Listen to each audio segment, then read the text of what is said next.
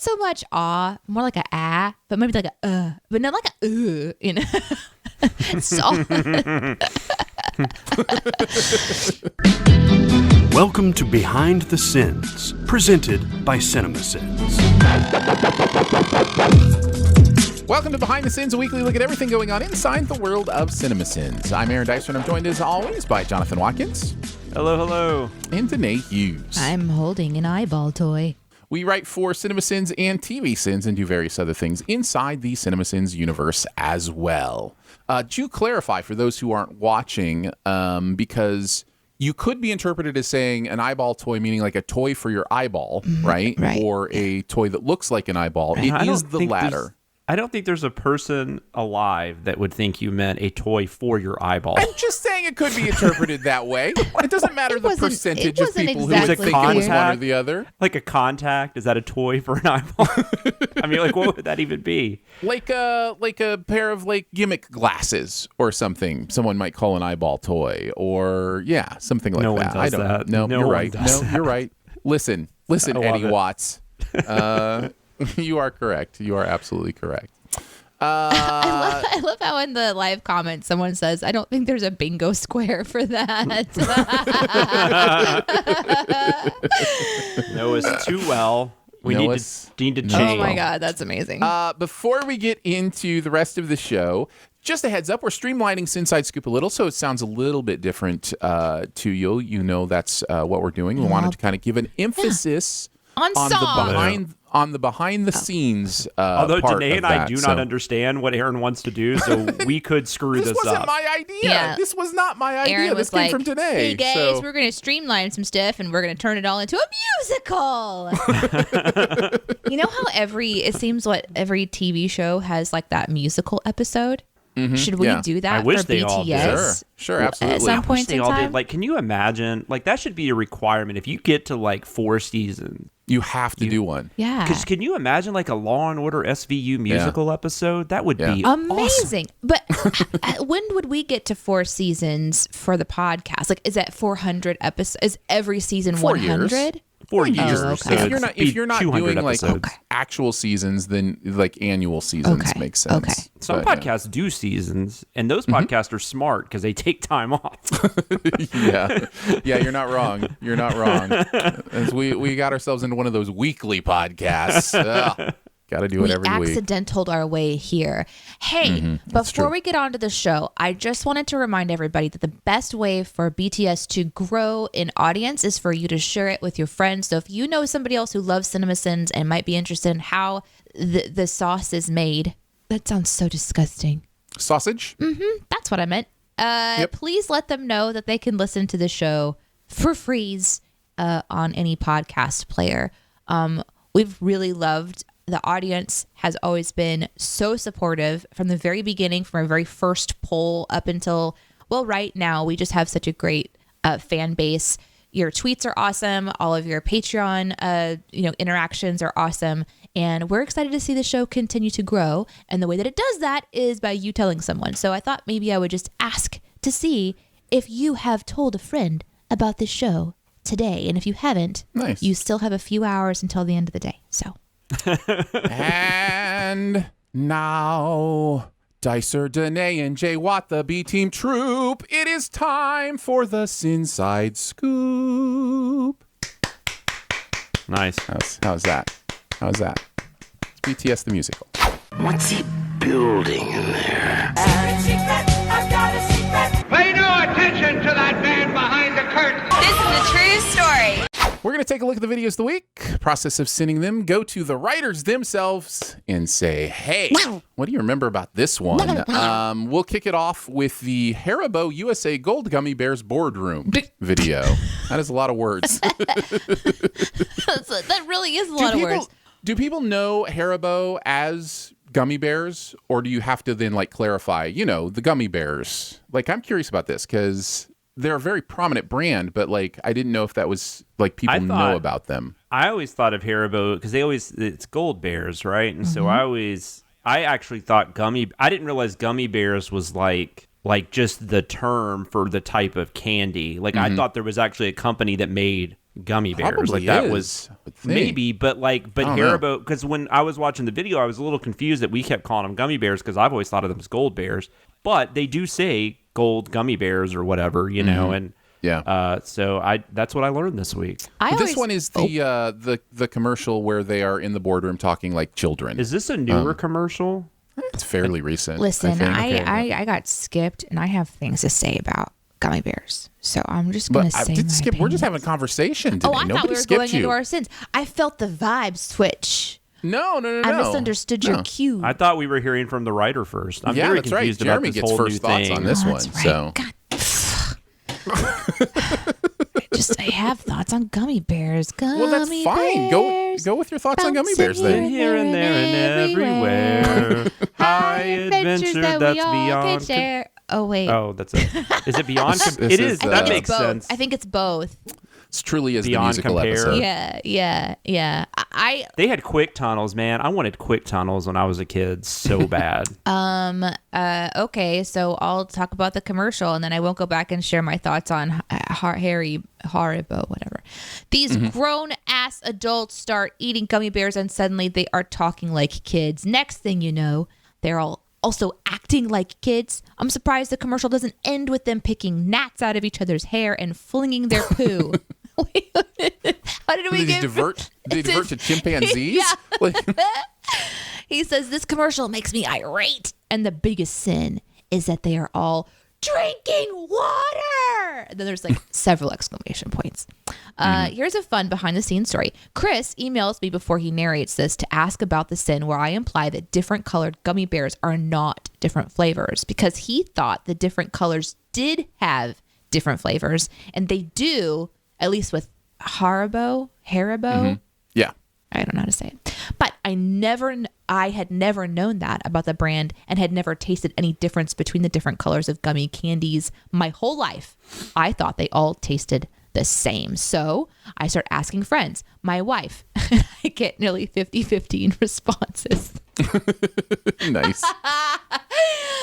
Oh, that's so funny. Now it's time to Google. And you know what? It's a greatly debated thing. NPR even did a whole study about it, wondering how much our eyes and the color impacts our eventual taste experience. And there was no consensus to be found. So we decided to keep this in just to troll people. Nice. That is a nice Very behind the nice. scenes thing. I didn't know that they were not different flavors, but I do not like the texture of the gold Haribo. There's Oh. something about the way that they make their gummies I just don't like as much. Can Interesting. we also mention, somebody in the chat said, give me fruit snacks, which I agree with. And I want to tell 100%. what I don't like, what I remember, I've always been a fruit snack person. My wife and I think it was before we were married, at a gas station on a trip, they didn't have fruit snacks. And she's like, just get gummy bears. It's the same thing. And I thought about not marrying her because gummy bears and fruit snacks are two very different things. Yeah, they eat very differently. Yeah, Oh for my sure. God. For sure. Yeah, the gummy bears have a much tougher chew to them than fruit snacks do. Fruit snacks have a much simpler, easier chew, and they also have a stronger flavor. Yeah, they have distinct flavors. They taste differently. Like if you get strawberry, Right. it tastes like strawberry. Yeah. And it's snozberries, tastes like snozberries. And that's Yeah. where coronavirus started. That's where it started. yes. Danae, Love that you were with me. Did you get to express your thoughts on this commercial and on gummy bears? I over dramatized it a little bit, but Okay. that's kind of what I do. Yeah, it was just I don't like I just Haribo don't like Gold them. Bears. Yeah. Did you have anything from the video you wanted to mention? I remember the first time I tried one, and I think it was at my grandmother's house, and maybe my perception is that it's old people gummies. I don't know. like, oh, this is the candy my grandma eats, and therefore it's not great. Yes, I have one sin that I would highlight, which is the one that's like can't stop eating the orange ones, and the sin is just poor self-control, and I thought that was really funny. That is great. Jonathan, what are some of your thoughts on this Would one? you say you can't stop the feeling? Is that what you would say? Can't stop feeling that. That's a later video, Jonathan. We'll get there. Oh, okay. Oh. Yeah. Oh, so I can't even think of what I was trying to say. So I just liked the term hairballs, you know. Why not? Of course. Of course. And then we already mentioned, Jeremy talked about the different flavors. That was the other one I had written down. So Yeah, he also mentioned the one that I wanted to mention, which has just cracked me up, where it's like nobody's drinking a Diet Coke. Come on, have you ever been in a board meeting? There's at least one person in every gathering that is drinking some sort of diet carbonated beverage. And that one person in this gathering is Eddie Watts. Eddie Watts drinking his Diet Dr. Pepper. It was always me in meetings. I was always the guy with the diet. It's not even a joke. Like, that's 100% true. Yeah. Everybody else drinks like water or like tea or something. Mm-hmm. There you go.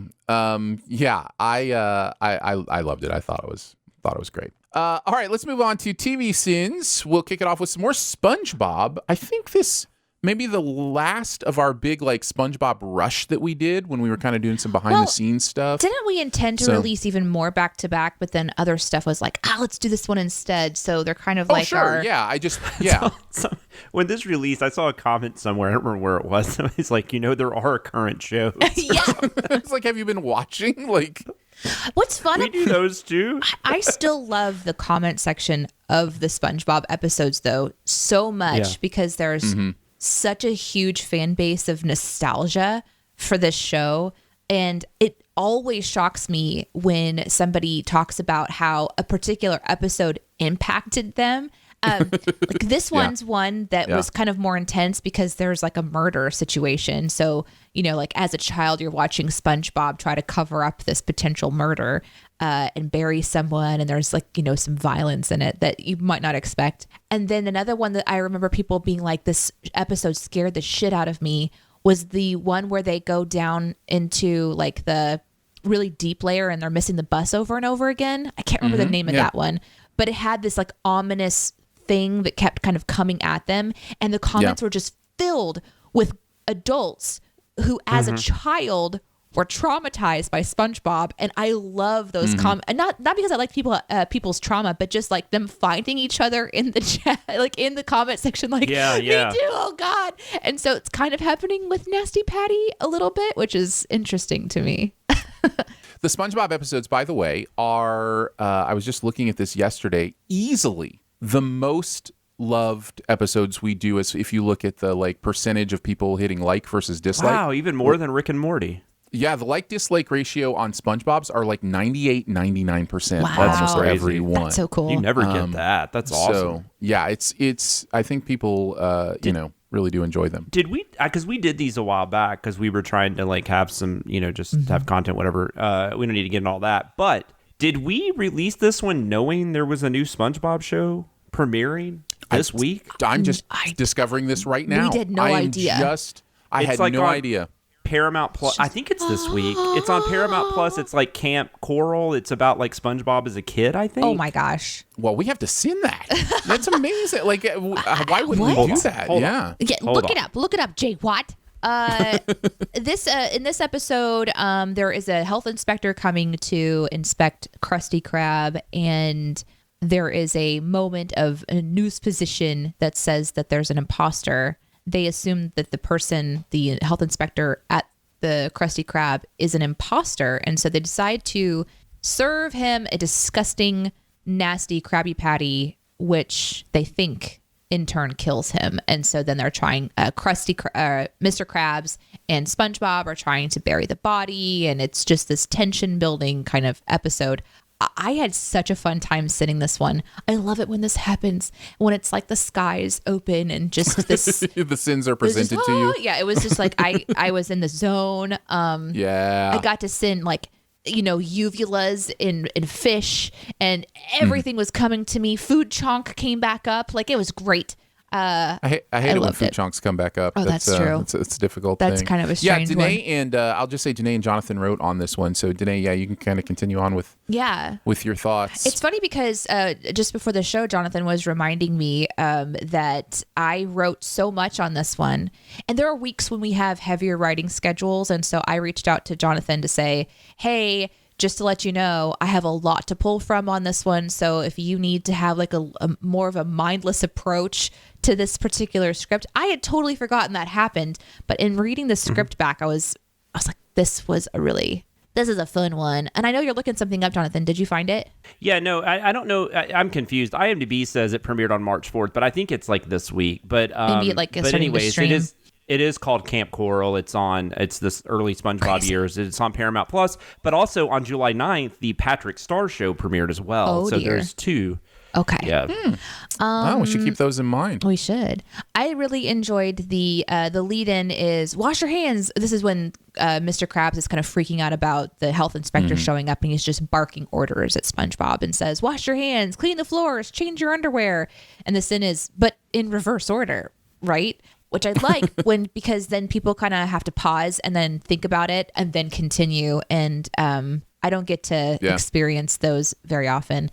And I had to talk a little bit behind the scenes about the sin because I asked Aaron for a redo on and let me tell you, trying to express the sort of that you're going for just in text alone is a tricky bitch. So it's also weird because like I listened to what they did and I thought I did the like calm version of what they did, which is kind of the joke in those moments. It sounded more like a spa day, like Yeah, but see, to me that's like, listen, here's the deal as the narrator. Sometimes you want to please the writers, right? At the end of the day, it's their script. You want to make sure that they're getting what they want. Do what I want. This was one of those situations where I was like, yeah, but the joke is that the narrator doesn't give it the same energy that they do. Like when it's no, and the sin just no. You know, like the joke is you bring it down like that's the sin, right? And so, but it was just that it was the wrong pronunciation for you. And so I had to figure out how to go, instead of or whatever it was. Yeah, I think you said I did first. And I'm like, no, not like you're in awe of something. It's more like you're atting. So I think I actually ended up sending you like a little audio clip. You did. And it was just me going, not so much awe, more like a but maybe like a but not like a you know? Yeah. So it was vaguely helpful. Yep.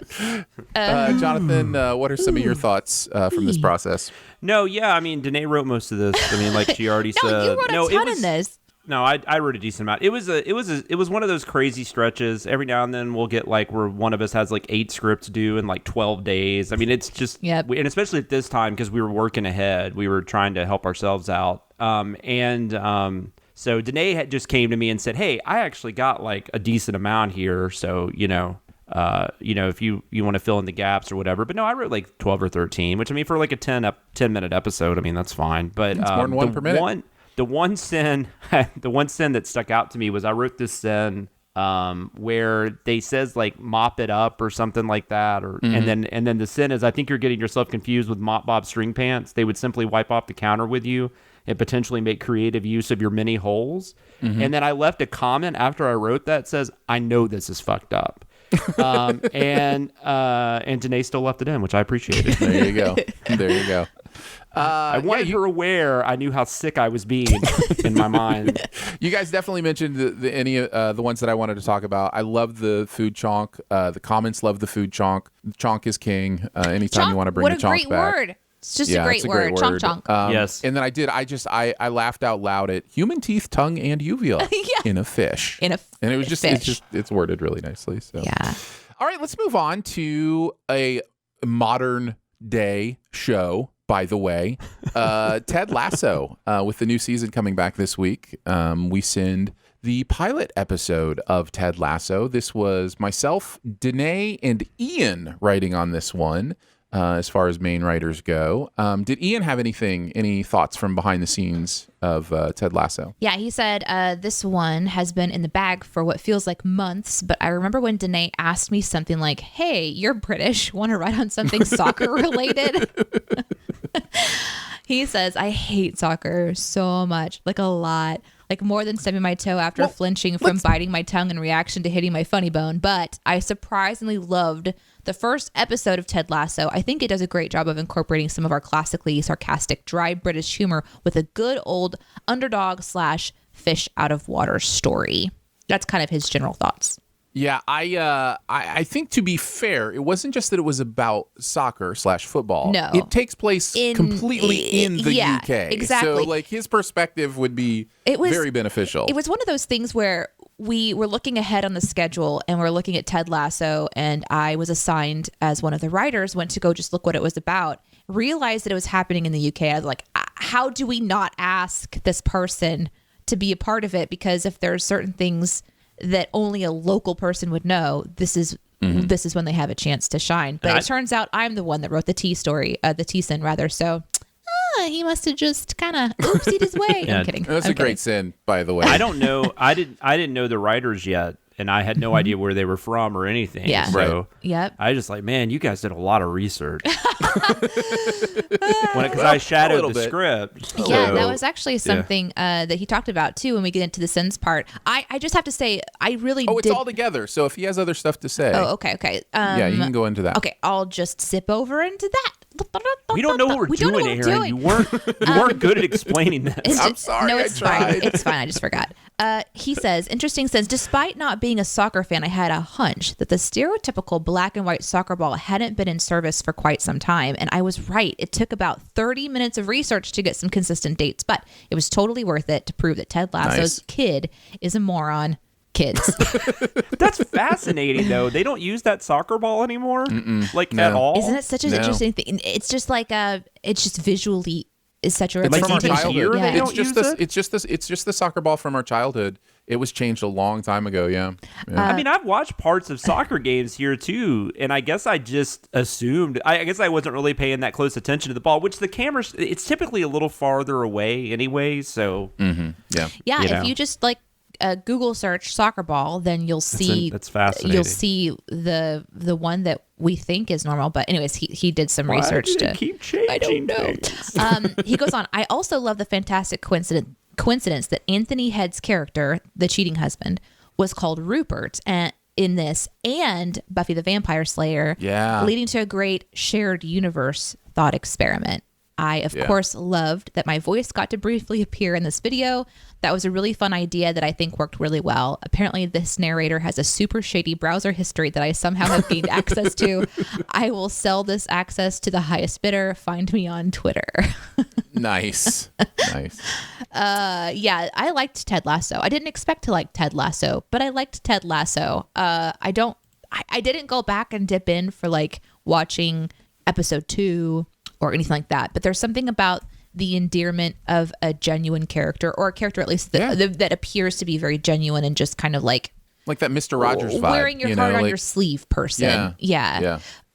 Quirky and sort of misses social cues that people think he's an idiot, and obviously is missing some major clues that he's been brought in to just, take a fall later on. I think this pilot sets a really good tone for the rest of the series, and I think it was done really well because it wasn't too heavy-handed in any one way.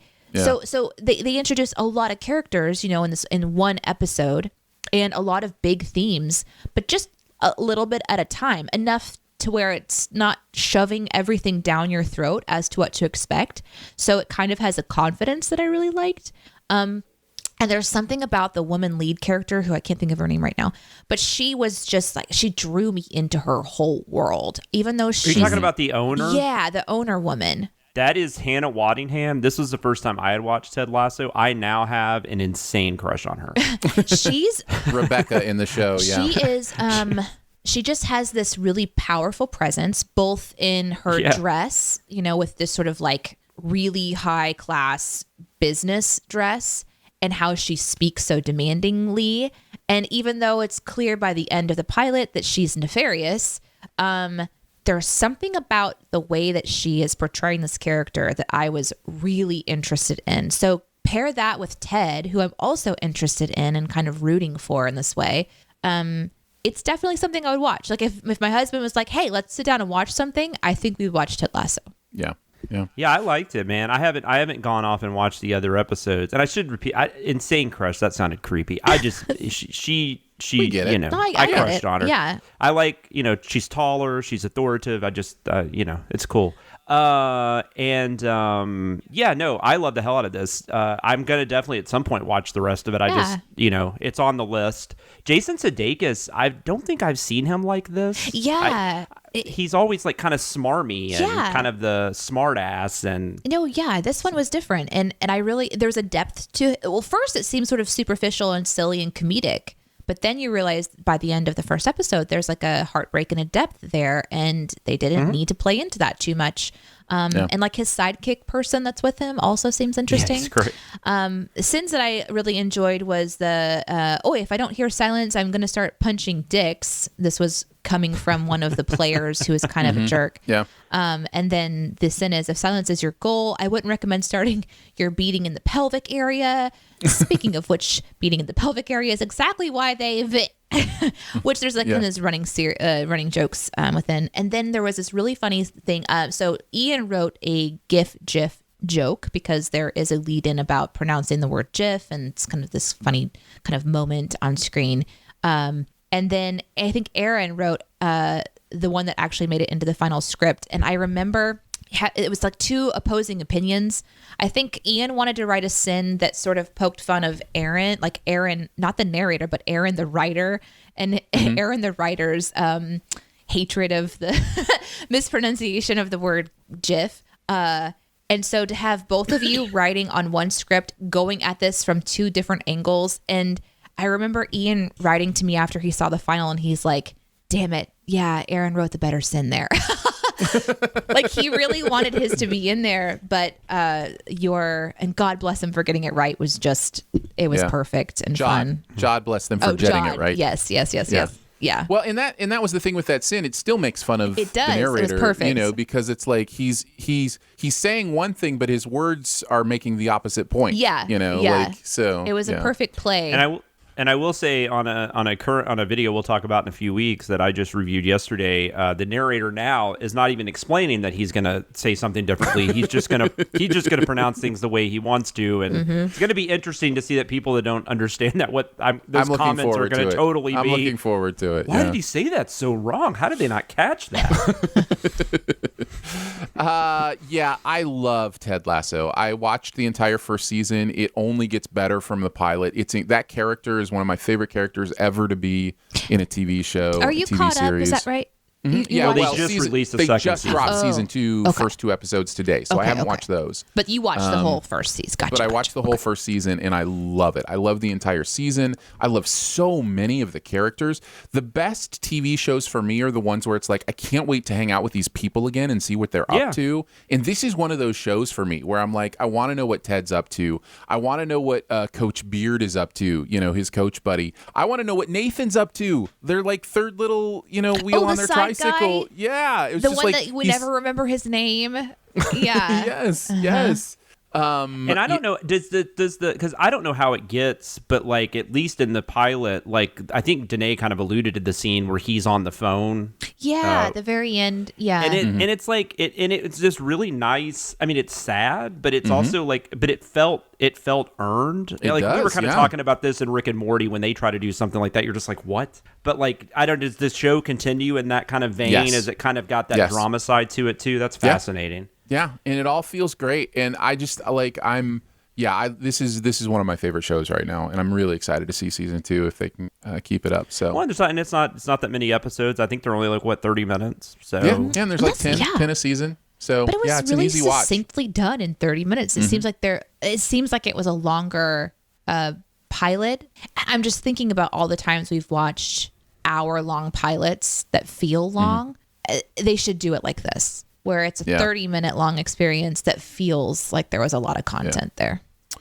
Some of the behind-the-scenes stuff that I really enjoyed. You mentioned the running anti-masturbation jokes. Yeah, where that was so funny. The idea is that soccer was invented to keep young boys from masturbating, and then there's just a series of just quips jokes against about it. I wonder if that is. I mean, I would think that's got some truth in it, but I don't know. I know that's just such a weird thing, because I know one thing about soccer and why it's become so. It's very accessible, right? You don't need. You just need a ball and a field and a couple of nets, and you can play. So it's it's not as complex as far as necessities. Yeah. But I love this video. Are you done? I'm sorry. I didn't mean to I just interrupt. had a couple others I was going to mention. I like that the spotting of the coach looks out longingly at the empty playing surface cliche, because that happens in every single sports movie now. And then to say, seriously, we get it. They want to make weird stadium babies with their sport. I love that one. And then you mentioned the God bless them for getting it right. Then the calling people lassos instead of asshole. Like the idea that there's an opposite of an asshole and it's a lasso. Yeah. Like I love it. It almost feels like the same kind of word. Like, yeah. And it's right. That's what that character is the opposite of that. So like I just that to me is a concept that I'm almost going to take like into my real life, and like I can see that catching on The where Church it's of something Lasso. like yeah, where it's like, you're being such a lasso, by And the person says, being so generous. My God, thank you. Yeah, That's exactly. so kind. Exactly. Yeah. So, yeah. I love it. What about you, Jonathan?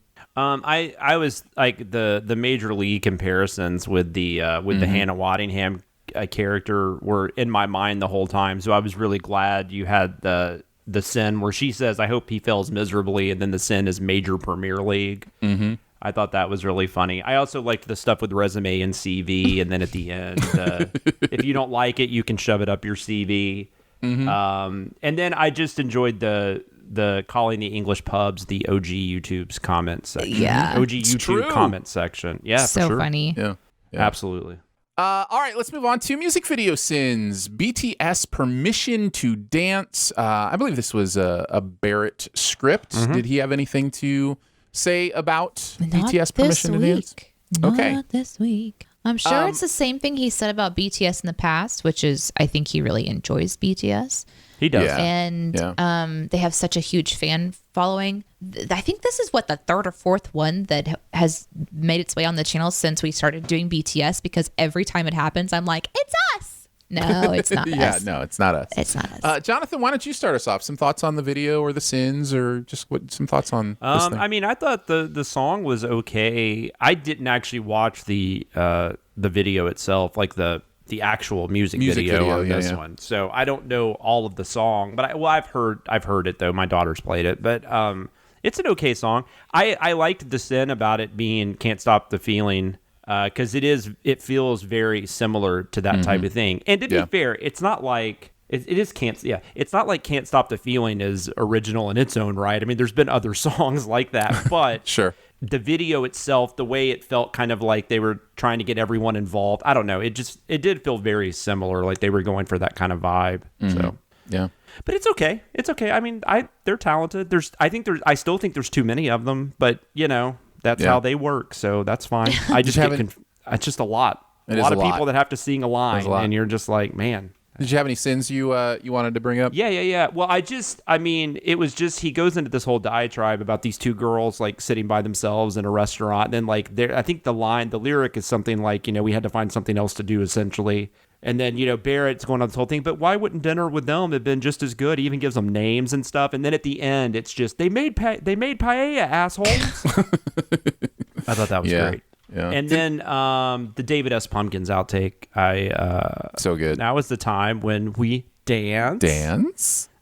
Dance? So good. I- Danae, some thoughts from you? I watched a little bit of the video, not the full thing, but just to kind of get a general sense of what it is.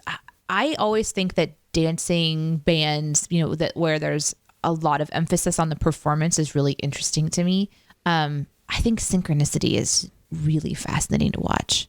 Mm-hmm. I think synchronized swimming is Yeah. like Olympics. Yeah. Let's talk Olympics.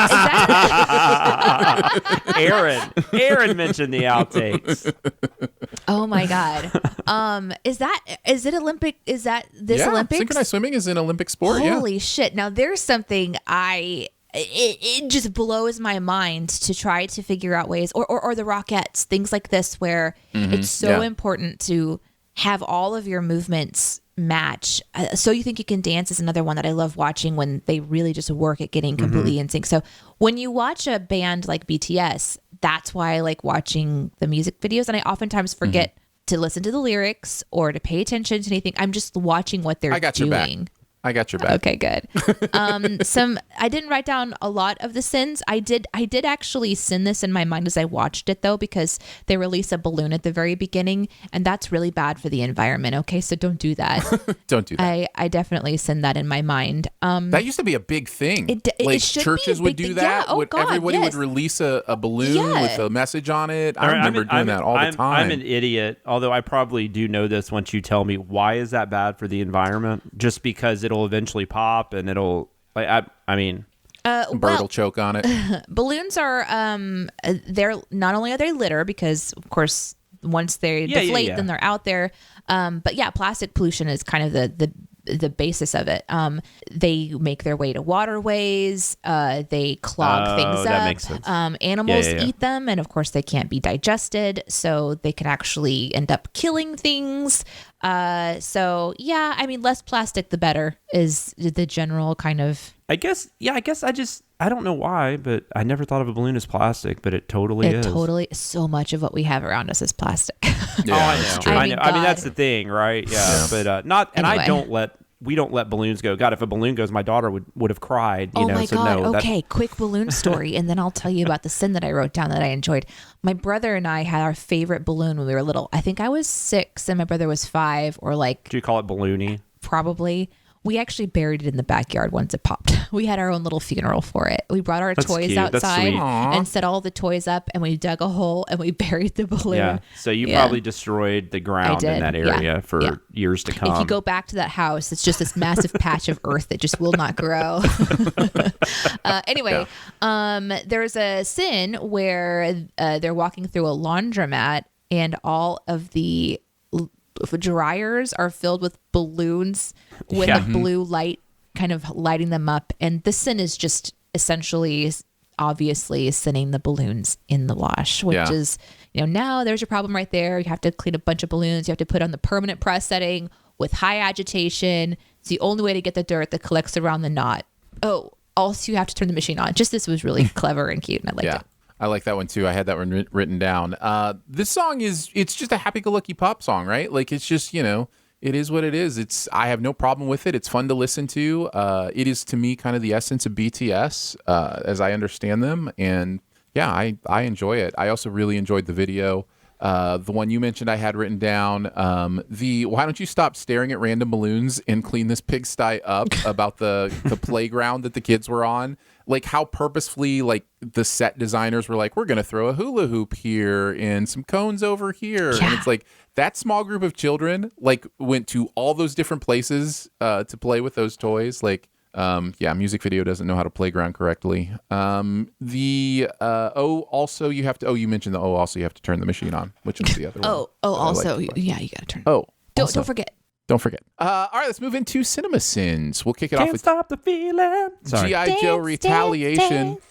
Sorry. This was a Chris, Ian, and Daniel script. So Chris and the new guys. Today, any thoughts from the writing team on this one? Yeah. Both Chris and Ian weighed in, so I will get on that. We'll start with Chris, who says, back in 2013, there was a rockification thing going on. If you had an action franchise, you wanted to find a way to put Dwayne Johnson in it. And in this movie... He was franchised Viagra. That's right. Mm-hmm. Yeah.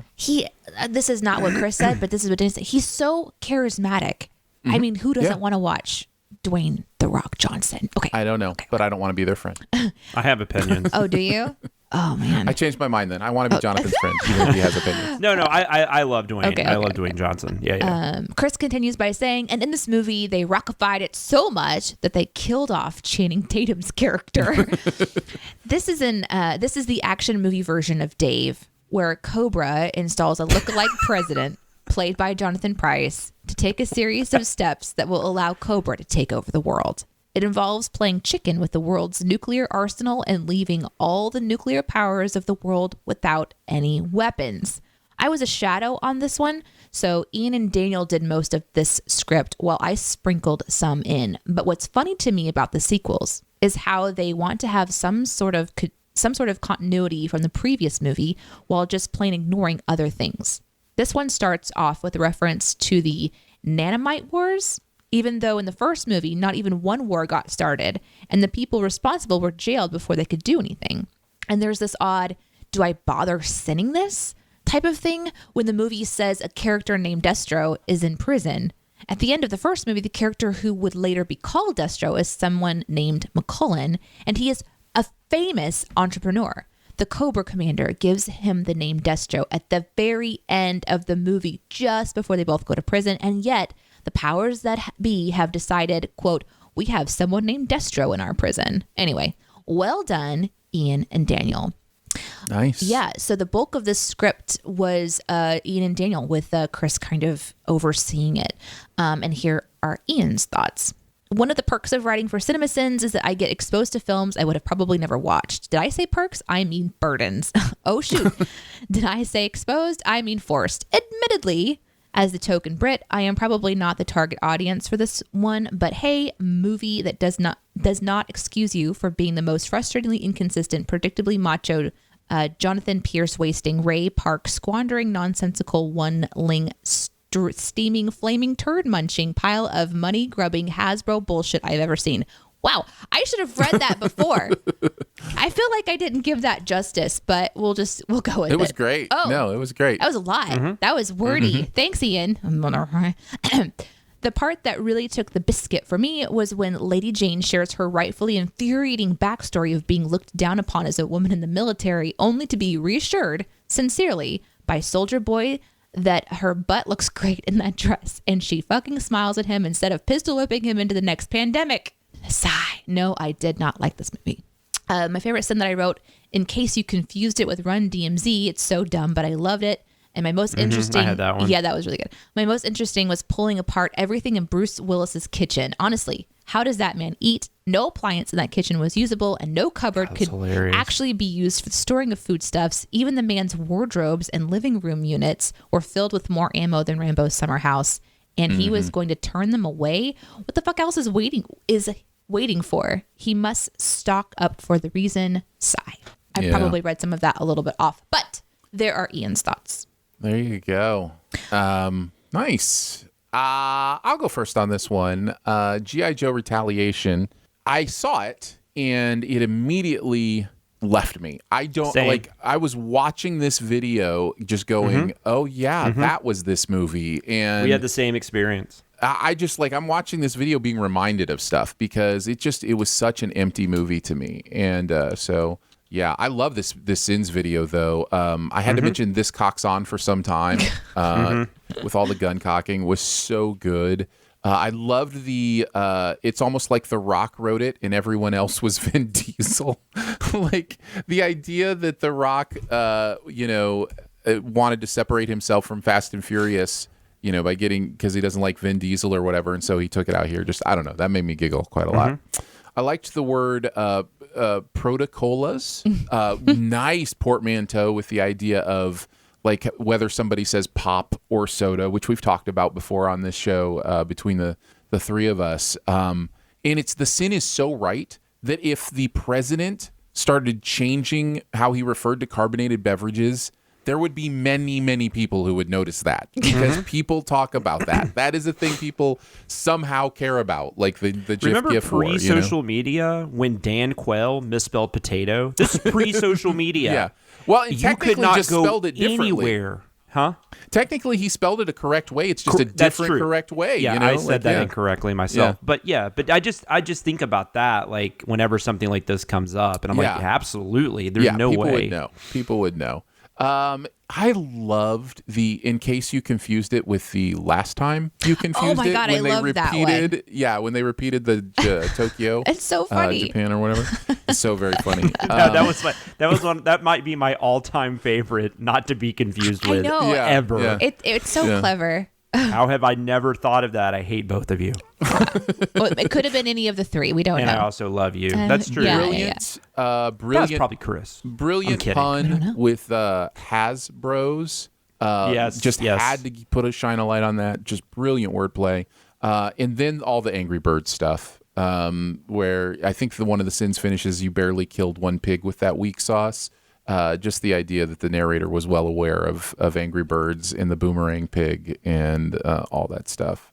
Really, really enjoyed. Jonathan, what about you? What are some of your thoughts? Same with you on the movie. And I saw this when it came out. Yeah. I forgot about it. I didn't even remember stuff when I was watching the video. I'm like, wait, have I seen? And I know I've seen it. Like, I know 100% I have seen this movie. I saw it at a drive-in. I remember very well. But, didn't remember anything about it. My comments about The Rock, though, earlier, I will say this real quick. What I meant was that, like, I think this happens to a lot of movie stars. When they get more control of the narrative if you'll notice with The Rock especially, he works with like the same directors. Like when he does, and they're not directors that like we knew beforehand. Like it's kind of like he kind of has these guys in his pocket. He's like, hey, Brad, we'll let you direct this one. You know? It's like it's like they show up at his gym and they're like having conversations. So, you know what? You should be a director. So they're just kind of become like there's just become this kind of predictability to his films that I don't find as like I tend to go back to his earlier stuff like Walking Tall or stuff like that when he was working with a lot of, and I just hope maybe eventually he goes back to that. Like maybe he goes and does a movie with like Tarantino. I mean, think about him like in a Tarantino movie. Sure. I mean, that I just want to see something like that, like kind of the stuff that Bautista is actually doing. But The Rock is such a better, Dwayne Johnson is a better actor than Dave Bautista. So I don't know. That's my whole thing with him. I love the guy though. He seems like he's just genuinely awesome, and he's just got a big heart. But the movie I don't know. And I guess it's weird because I hated Rise of Cobra, but I think that's quite a bit better than this. Like, because Barrett and I sent that a couple years ago. Ballpark, but yeah, that's weird though, right? Because that movie's terrible. But you're kind of like, I kind of want to just go watch that now. If I'm gonna, sure. And as far as the sins, there's some dialogue early on. I don't think anybody mentioned this one, but it was about the missile being in the missile assembly building. Yeah. And then the sin is, wait, you mean the missile they need to track down is in the missile assembly building? Huh. That's weird. I liked the Top Chef sin, the Top Chef comment, and then it said they should have called this movie if CinemaSins ran military ops.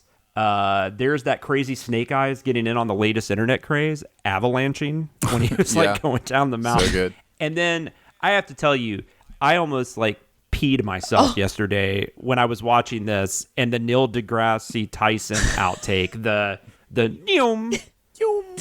Oh, I didn't know that existed. I had to ask Chris what that was because I was dying. Like I was just like, what was that? Yeah, that was great. It was he couldn't remember who actually put it in, but he showed me what it was. And so good. Oh my God. Yeah. Thoughts, Danae? I've never seen the G.I. Joe stuffs. I don't intend to, but it's just not my vibe. It's very Fast and Furious-esque is what I was trying to say. And there's a place for those kinds of action things, but it's just not something that I'm like, oh, this is what I'm going to sit down and watch. But I love The Rock. I love Dwayne. He's a great follow on Instagram, by the way. If you just like following like celebrity personalities, he does a great job of showing you into his life a little bit, not too much, but also you really get a dose of his personality. And that's what I think is really enticing and charming to watch is it's just like a super infused version of him. And of course, my first exposure to him was WWE. And he is so charismatic. First, I don't enjoy WWE, but there's certain personalities that I just like you cannot help but watch, and he is certainly one of them. And he's someone who just understands the power of his charisma. So anyhow, I wouldn't really watch this, but I can understand why. The sins that I enjoy, there was one that was about like there's these things that you can put on your hands, and then you can like swipe the metal away, and they light up, and they're supposed to be on this covert, I guess, operation. And these like gloves light up and burn through the gate. What is it? Chain link fence. The fence. Thank you. Why can't I think of the fence? But the sin is, hey, you know what's cheap? Cuts through metal and doesn't light up like a Christmas tree. That was really funny to me. As Ian said, all of the kitchen stuff killed me.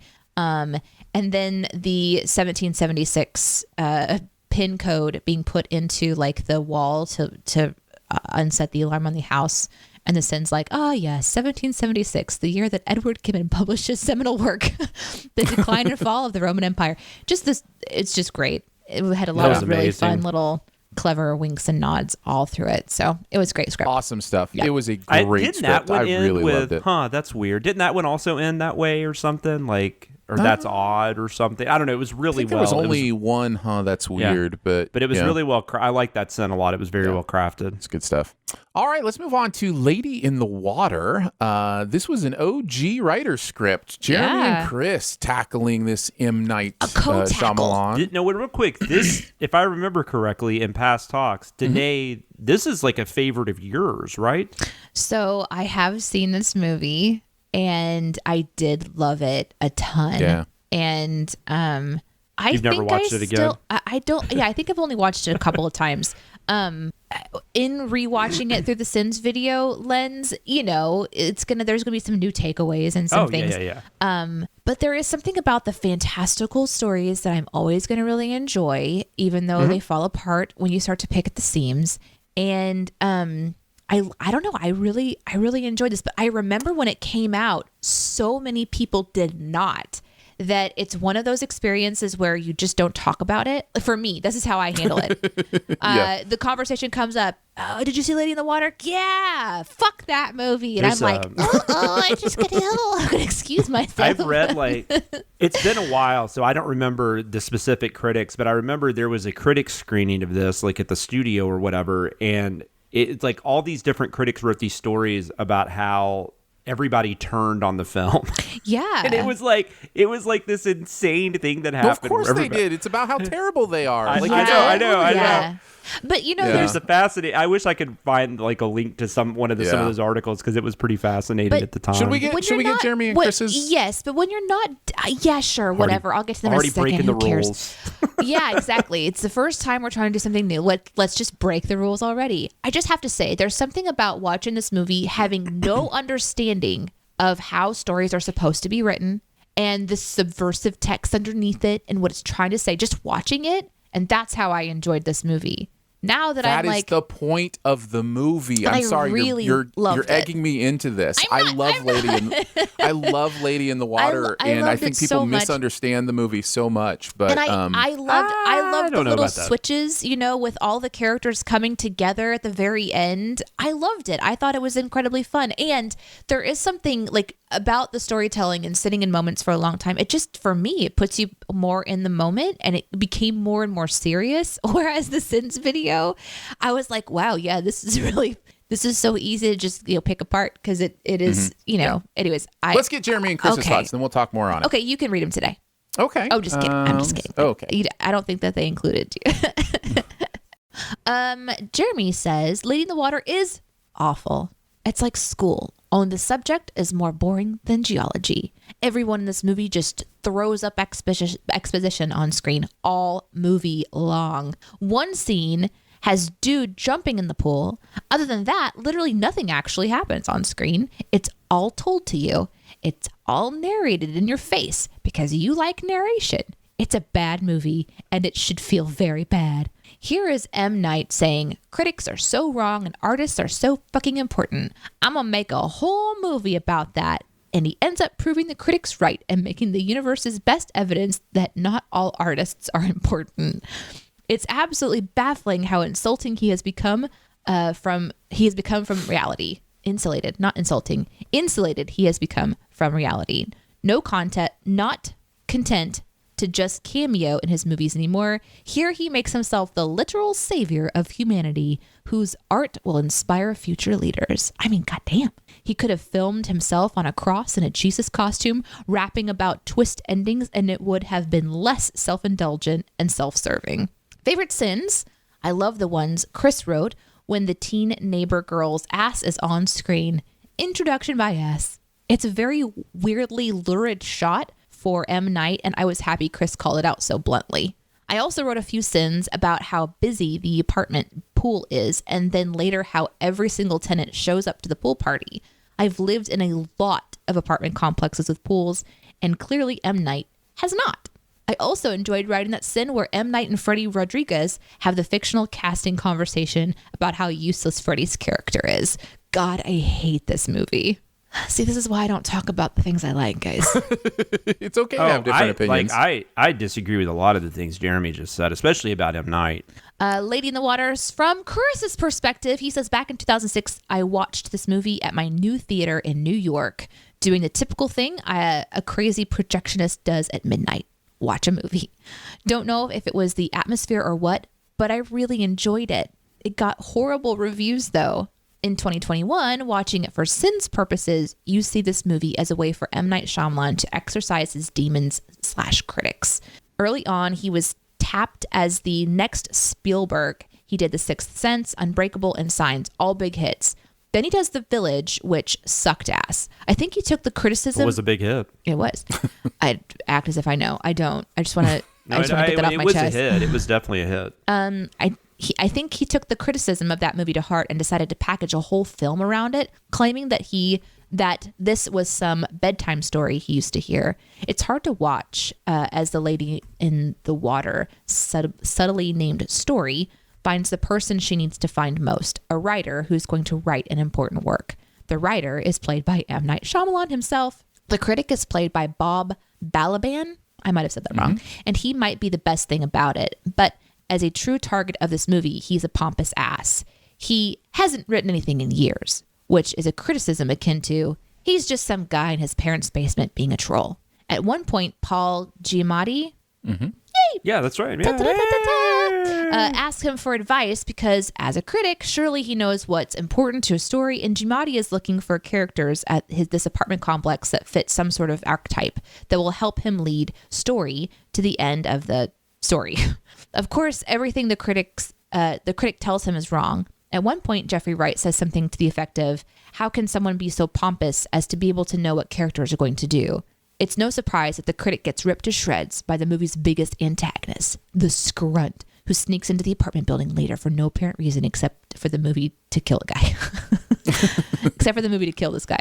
The most annoying thing about this movie is that there's an older woman who knows the whole story, and Paul Giamatti needs her to tell it so he can figure out what to do, but she won't tell him all of it for some frustratingly stupid reason, and he even has to pretend to be a child with a stupid milk mustache to get the whole story. Then, confusingly, there's apparently a whole lot of mythology to the story, with more tales to explain even more things.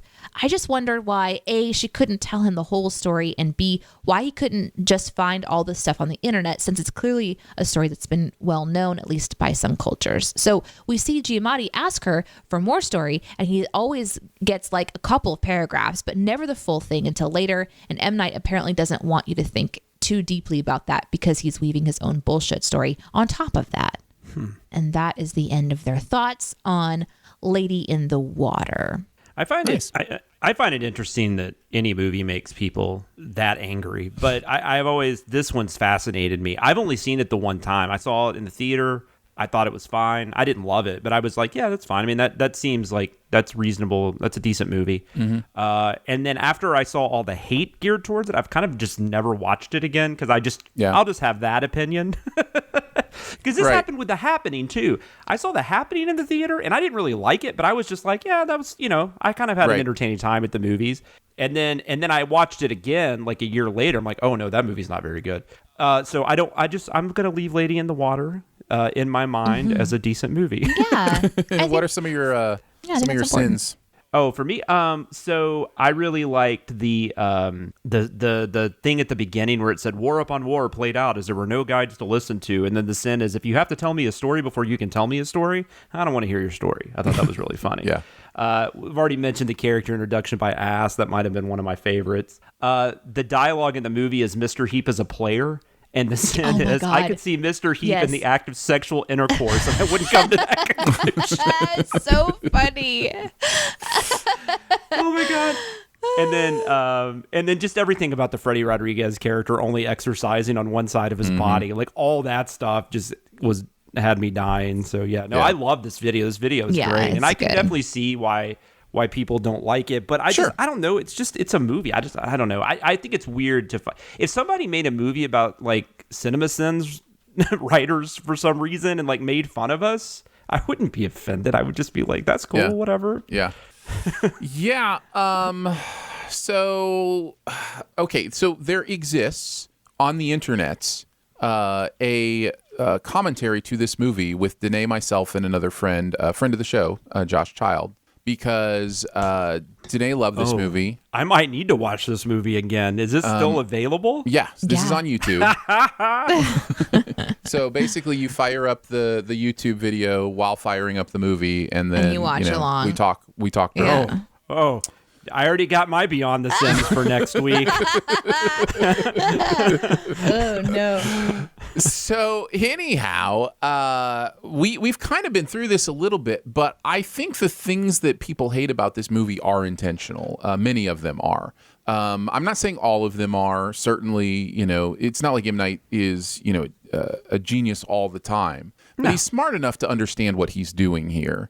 This is a movie, I think, about why stories are powerful and that it doesn't have to do with how well they hold together logically. The whole thing is about artistry not having to depend on good plots or character reveals, or like all the things we are rightfully sinning it for are, I believe, part of the point of what this movie is doing. And I think it's a really beautiful love letter to creativity and the idea that I don't have to follow your rules. I can just make up stories, because the idea is he's telling a bedtime story to his little girls. That's what he's always said is, I wanted this movie to be like when I tell my little girls bedtime stories. I'm not thinking about, does the plot hold together? That's a frightening story. I'm not thinking about, does the plot hold together? I'm not thinking about, these things that are supposedly make it better. I'm just thinking about being creative and being an artist.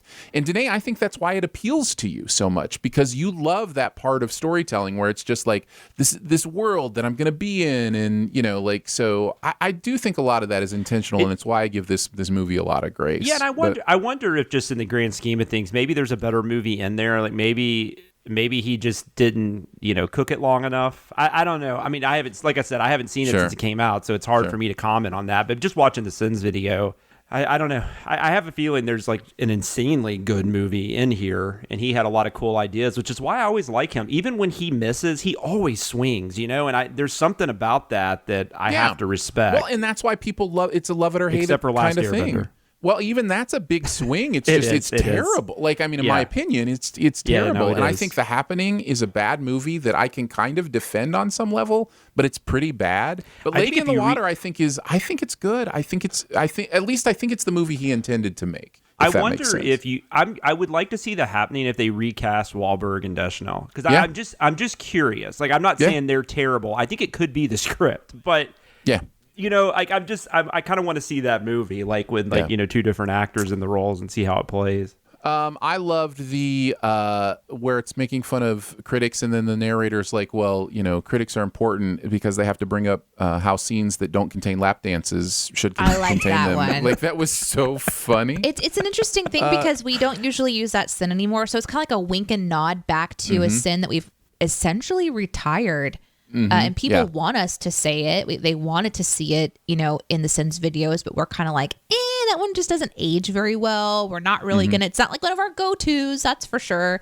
So to see them kind of wink and nod to in this video, kind of in that context of like critics and I don't know. It was a really cleverly done one. I had that one down as mine. I agree. What Bill Clinton's Secret Service agent said after the Eagle. It's so great. So great. Yeah, the lead-in was, did the eagle come? Yep. That was hilarious. That just made me think. I totally forgot to write this down in Ted Lasso, but who did the colonizing sin? That was definitely our English writer. That was like, when I read that, I was just like, damn. I love it. It's one of the reasons diversity is so important, is because it gives, writers the ability to make fun of themselves in new ways, and the narrator to say different things. So yeah, I really enjoy that. I want him dead. I want his family dead. Oh my God. That was so funny. I mean, listen, just so watch great. the video just to get to that. The I want him dead rant is one of my favorites, maybe of all time. If you haven't watched the video, basically the narrator just keeps falling into one of his favorite quotes from The Untouchables, and he can't figure out why it happens, and so it just funny. keeps happening. It's really Well, and great. it's just great. And it feels like, I don't know if it was intended this way, but it definitely felt to me very like kind of meta textual, referencing the movie itself, how it's playing around with the idea of story. And I don't know, it totally worked. Whatever Jeremy or Chris meant, it worked. It's really, really good. Yeah. And then finally, M. Night threatens his daughters. I thought that was really funny at the end as well. The lead-in is that's to my good. daughters, I'll tell you the story one more time. And the sin is he threatens them. That's so funny. That's such a brutal slam. I love it. Danae, any final thoughts on the movie or some of the sins maybe we missed? Not a lot. I think we covered just about everything. I really enjoyed this video, even though it's so picking good. apart something that I really enjoyed and pointing out really appropriate things to pick apart, by the way. I don't know. I love these conversations because it reminds me that you can still love things that other people think are really bad. So I'm good. Yes. I'm okay, guys. all I right. just want to let you know I'm okay after they send that movie. I'm Lady in the doing Water. all right. Good. Yeah. Good. It's nice. I feel nice to okay. know you're okay. Yeah. Okay. All right. Let's move into keeping tabs. The internet is a communications tool used the world over where people can come together to bitch about movies and share pornography with one another.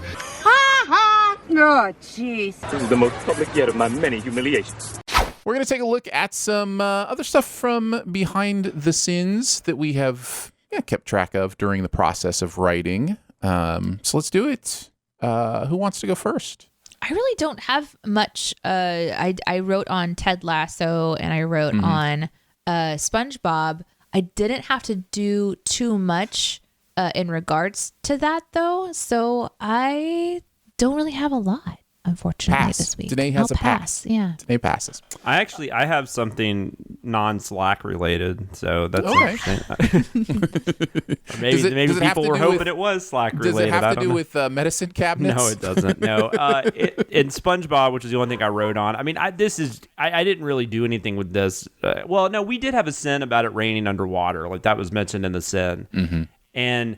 I actually started I actually looked into that because I mean, I was curious if it's raining hard enough, can it actually basically, rain underwater?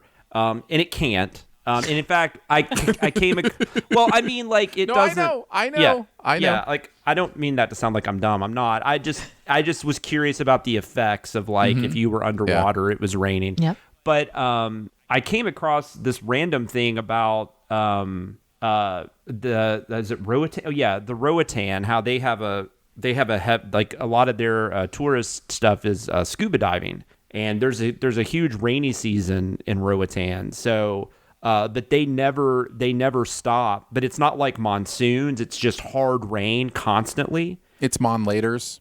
Huh? Sorry, never mind. Just continue on. Just But pretend. it's not like a tropical storm. It's just a lot of rain.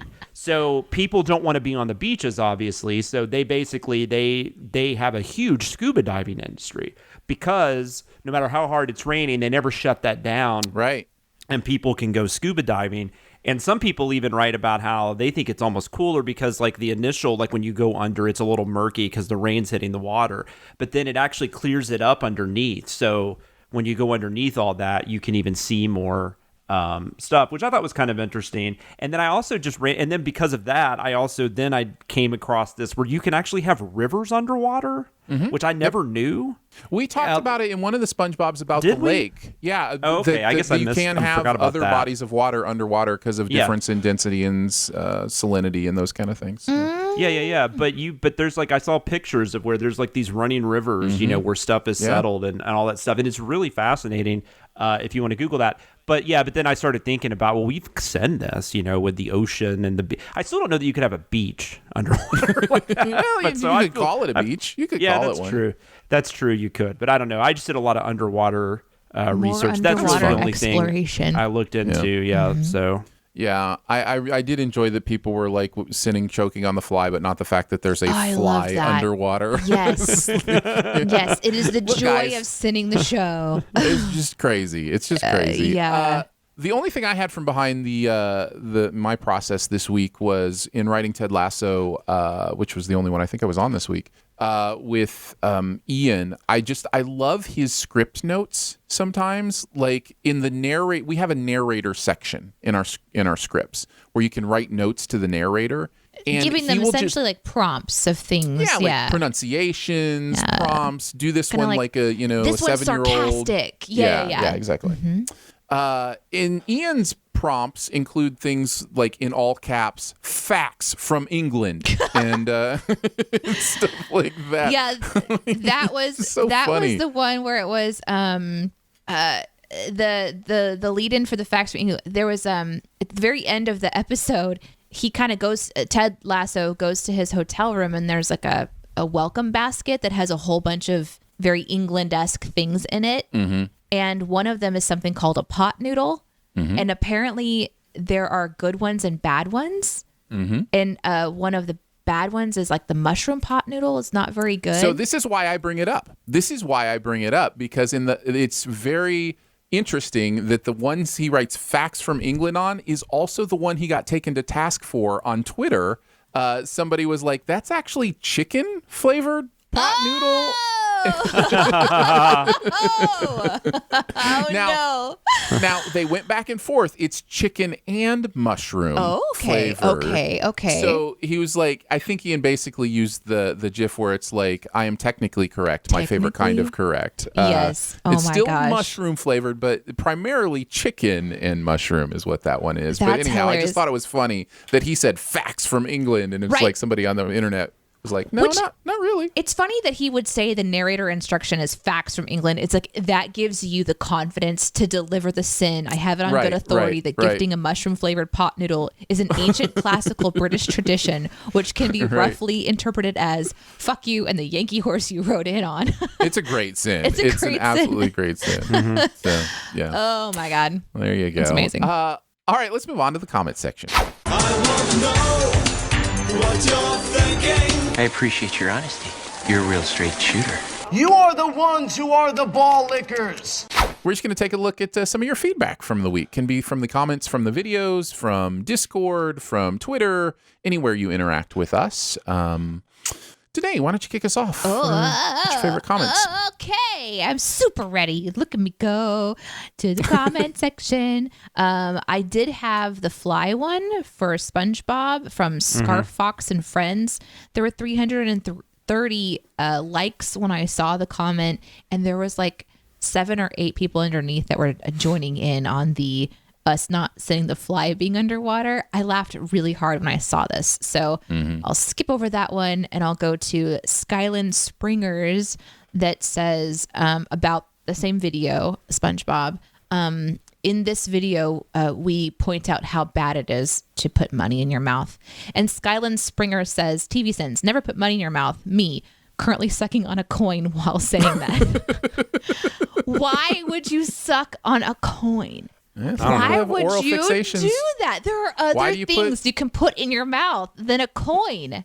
Why do you chew on a pencil eraser? Why do people have oral fixations? Like it's okay. Coins though. Coins? Yeah, sure. No. Those things. Why do you chew on the front of your shirt? Like people just want to put stuff in their mouth. Like coins are so dirty. Yes, they are. But if you and I can't. No. There is a flavor. You can smell. The tinny sort of metallic smell on top of like just human sweat and funk. You can see the grime on a coin. Why would you ever put that in your mouth? I am so perplexed. But at the same time, I feel really glad that I wrote that sin because Skylands was educated. There you go. There you go. Jonathan, what about you? Also on SpongeBob, Practical Pisces, in reference to the fish teeth, said there is a fish that has teeth similar to a human's. It's called the pacu. Danae probably should not look this up. I won't. Thank you. It is super creepy. It is one of the weirdest things I've ever. It's not really creepy. It's just weird because it's this little fish and it opens its mouth and there's just it's teeth. Fucking human teeth. It's insane. Yeah. It's what it looks like. Yes, I've actually seen that fish on an episode of. I mean, not they show an actual picture of it for just a moment, but it's a show called Octonauts on Netflix. Yeah. Iris super loves Octonauts. It's a lot about underwater sea creatures, and that's one of them. And yeah, they look very interesting with their little tile teeth. I have one more I wanted to chime in real quick, just because Codename Lasagna said this entire episode, and this is still SpongeBob, this entire episode only exists for the Among Us imposter outtake, and there's nothing you can say to convince me otherwise. You can thank my daughter for that, by the way, because I had about a year of her playing Among Us, and I would just hear from upstairs the like constantly, and I'm like, what is that? And she would tell me, that's the imposter theme. I'm like, okay. So sus. All right. I will mention. Well, first I'll mention thank you to those of you who pointed out that CVs and resumes are different. I will just say to you, I think somebody pointed out that resumes list job experience, where CVs list academic accomplishments. I will just say to you, first, those things are very, very similar. And second, people don't understand that distinction. They are using it interchangeably for resume now. Well, and your academic stuff is on a resume, right? So right, that's what I'm saying. Yeah. They aren't as different as you're saying they are. Anyhow, but the comment I wanted to go with is so perfect. It's from Mona. This was on the Ted Lasso video. Says, people equipping their pitchforks and torches to come for TV sins. Ted, now hold your horses. This man is voicing his opinion openly, and there ain't nothing wrong with that. Heck, I'd even go so far as to say this was pretty entertaining. Oh, I love that. And I just love that. So that's exactly right. That commenter is a Lasso person. Such a Lasso. Mona, Lasso. You're such a Lasso. Thank you for that. That was really, really nice. All right, let's move into Beyond the Sins. To infinity and beyond. Somewhere beyond my wild history. To boldly go where no man has gone before. We're each going to chat about something else from pop culture that we have seen recently. And Jonathan's going to kick us off on this one. I'll talk about Escape Room Tournament of Champions, I guess. Oh, nice. I saw that last week. And I enjoyed the first Escape Room. Me too. I thought it was a lot of fun. I think, I liked just the idea that you had like these different rooms, the puzzles, the characters are actually working together to try to solve these. Like there was some actual, I don't know, I find stuff like that interesting. So I enjoyed that aspect of it. I didn't really care so much for it was kind of predictable that like someone had to die in every room. And then also the ending where it kind of sets up this whole, like there's this evil corporation, Minos, that's like behind all this. I don't know. That all, whatever. So, but I enjoyed it. The second film obviously takes off from there. You've got the two characters that survived returning, Taylor Miller and Logan Russell are the actors that play them. And they do a pretty nice job again. And it just kind of delves more into the what's going on with this company. They have been trying to find evidence on them so they can take it to the police. And then through no fault of their own, through these crazy circumstances, they end up in another escape room situation with, when you see this in the trailer, so I don't think it's giving anything away because it's pretty early in the movie, they end up with other survivors, other people that have won the games. I will say this one has some stuff that kind of I didn't like as much because the start of it is so insanely ridiculous. Like how, like you have to start questioning, like how would this company get access to what they get access to get them even started? Whereas in the first movie, they're in a building, right? So, I mean, you could assume that maybe they made, even though the rooms are insane, you could still kind of, there was some logic to it. Whereas here, you're just like, if we send this, like, oh, I can't even imagine how many sends are going to be around this first sequence where they get thrown into the game again. But I don't know, like and then so they go from there, and then also like I feel like in the first one, it's been a while since I've seen it, but I feel like in the first one, the idea that people like you almost couldn't get through a room with everybody, somebody had to stay behind. They didn't really set that up as much in this one, so I didn't really, but they still kind of followed the same template. Right. So that was kind of But I will say there was still a lot of interesting like rooms and puzzles, and the characters were fun to watch them try to figure these things out. You still had that aspect to it. So I enjoyed that part of it. And I think that one thing I saw some people saying like on Twitter and stuff was like, I wish they would lean more into the R because this is like PG-13. I disagree with that because I think if they lean more into the R, it just becomes a Saw sequel where they're just going to see how gross they can make a death as opposed to, and they're going to get away from what's actually kind of interesting about it, which is them trying to solve these puzzles and survive. I think if you liked the first one on any level, I think you're going to get some enjoyment out of this. I think it's definitely, if they keep making these, I think we're just going to learn more about this company. I don't really care as much about that, but I enjoyed myself, for the hour and like 28 minutes or whatever it was that I watched it. I don't think I liked it quite as much as the first one, but it's a slight recommend for me. Like I said, I think if you have any interest in it or you enjoyed the first one, I think it's worth the watch. I had a decent time with it. The thoughts. I would like to associate myself with the thoughts of the gentleman from Nashville area. I agree completely with almost everything you said. Yeah. I had almost the exact same experience. I really do like the first one. And I think a lot of it does have to do with low expectations, which happens sometimes. I didn't have a ton of expectations going into it, and I had a good time. It was a January movie. Yeah.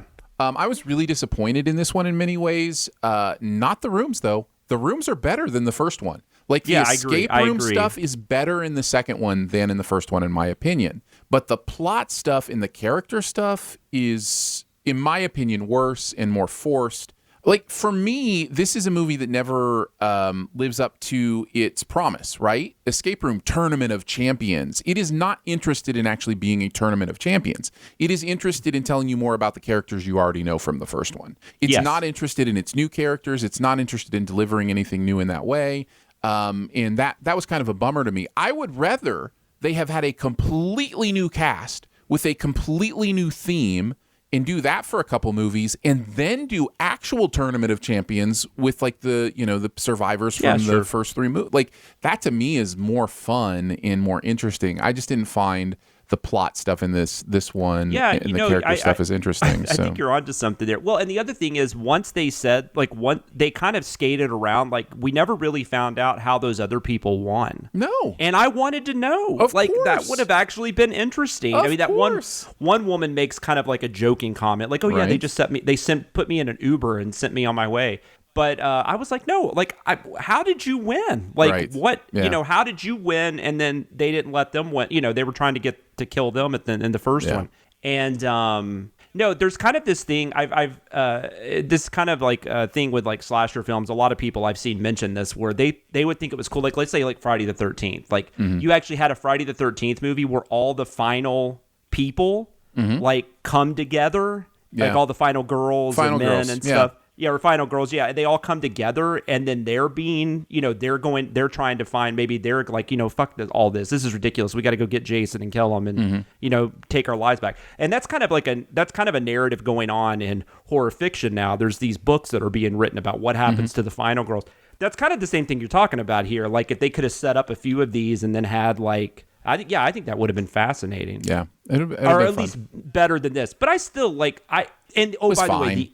The ending is so silly, but I will say... So dumb. It's dumb, but I loved the... Sorry, silly. So silly. I loved how... No, I know what you're saying. I loved how they turned that... I just loved how they used that line of, we have to find a way to get you here. How they kind of reused that line. I don't know. It was, from a narrative standpoint, from a storytelling standpoint, it was fun. It didn't make any sense. No. But it was... But I don't know. I'm not taking these that seriously. So no, right. Yeah, you can still have fun with it for sure. I'll go next.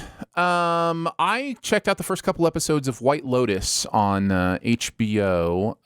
This is a TV show about families that are vacationing in Hawaii. Yeah. And sets itself up with the first scene that somebody has died on this vacation. They're loading a body into a plane. And then we go a week earlier, and now the show is going to tell us how we get there. I think that's a really, like, we know this is a cliche now, bet you're wondering how I got here, kind of thing where you start at the end.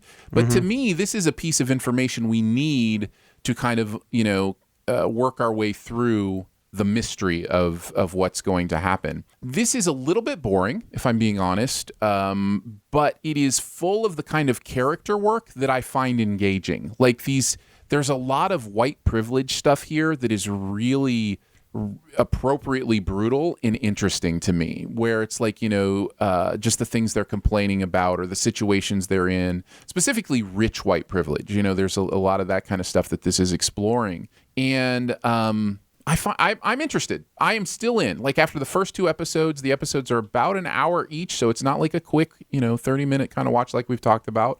But it held my attention, and I'm interested to know the 3rd episode, especially knowing it's only 6 episodes. It's going to be 6-hour-long episodes, and it's a limited series. It's not like they're going to leave me with a cliffhanger at the end. At least I don't think. So, I'm definitely interested in finishing this one out. So I thought I'd mention it. The cast includes, people you're going to love. Steve Zahn is always one of my favorites, and he pops up here. You've also got Alexandra Daddario, who's great. Connie Britton. Jennifer Coolidge shows up. Love some Jennifer Coolidge. Jake Lacey, who you might know from some stuff, is here as well. Just a really interesting It's cast. created by Mike White. Yes, correct.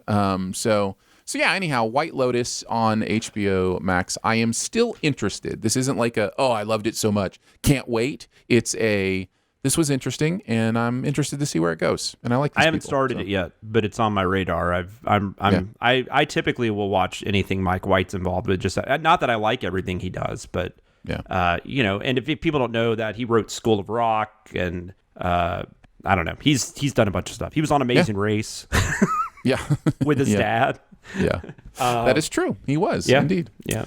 Danae, what do you got? What is your Beyond the Sins this week? Nothing. No. I just wanted to remind everybody that I would like to play Polytopia with somebody. I'm a little disappointed that nobody has decided to play this game with me. Well, okay, Ian and Aaron. Ian and Aaron I was going to say, hey, I've played Polytopia with you. It's true. So It's kind of like, isn't that kind of like your Polytopia family agreeing to do something with you, though? It's like, it's kind of like, I can tell you like, what playing great, Polytopia. Dad's going to take me to the dance. Great. I can tell you what playing Polytopia with you was like. I somehow beat you our first game. I still have no idea how that happened. I made a couple of really critical errors right at the beginning of that game, and I was like, I don't know if I'm going to be able to recover from those decisions, and I did not. And then our second game, Danae was like, "Oh yeah, here's my fancy tribe I bought with new special powers that you don't know about." No, okay, that did happen, but not the second game.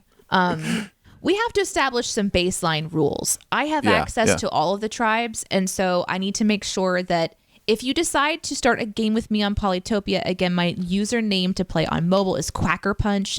CUACKERPUNCH. This is a free game, and if you want to set up, you can guess my username is Aaron Dicer. If you want to play a game with us and set one up, as you set the game up, you can click on the tribes and disable the ones you do not want played. And I misunderstood the setup of a game, and I definitely used one of the new tribes, which I'm learning how to play, and it's a bit of a beast. So anyway, that's one thing is I would love to play Polytopia with more people because I'm really enjoying it. Also, you can see me smashing Ian on if you want to see a video of me smashing Ian. And me as well.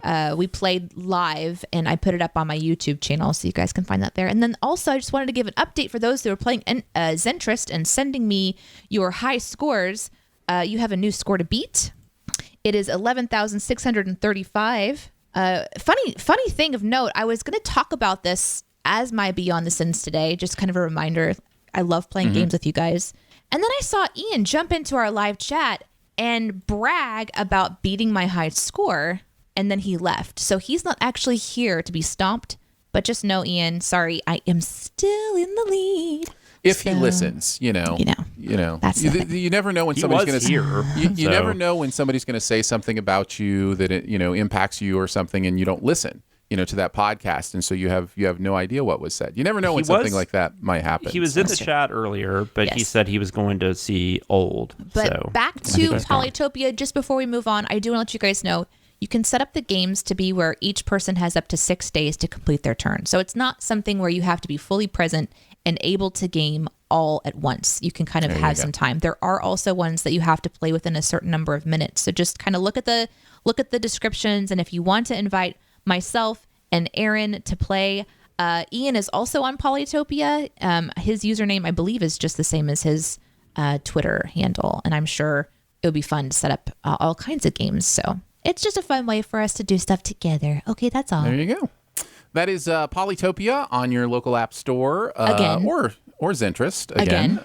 On your local app store. Or White Lotus, which is on HBO Max. Or Escape Room, Tournament of Champions, which is playing in theaters. Well, that's going to do it for Behind the Scenes this week. Don't forget to make sure you're subscribed and go ahead and leave a comment or rating as well. If you've got something you want to send us, you can mail it to P.O. Box 881, Republic, Missouri, 65738. You can hang out with us on Twitter. I'm at Aaron Dicer. She is at Danae Says. DENEESAYS. And he is at Sam Loomis 13. So for Jonathan Watkins, Danae Hughes, a human-toothed fish, and myself, we will see you next week. Happy National Chili Dog Day. Oh, no. Oh, no. And tomorrow is Happy National Bathroom Day. Just ironically. Has nothing to do with anything. Oh, no. Thanks for listening. Send any feedback to bts@cinemasins.com. And be sure to subscribe, rate, and comment. Find more ways to connect by visiting cinemasins.com/BTS. Well, since no one else is here, I'm going to go use the restroom. Dicer, where are you? My God. Aaron has disappeared. He was there, and then I think he just left. So now it's a mic with no one behind it. Sad day. Well. Check. I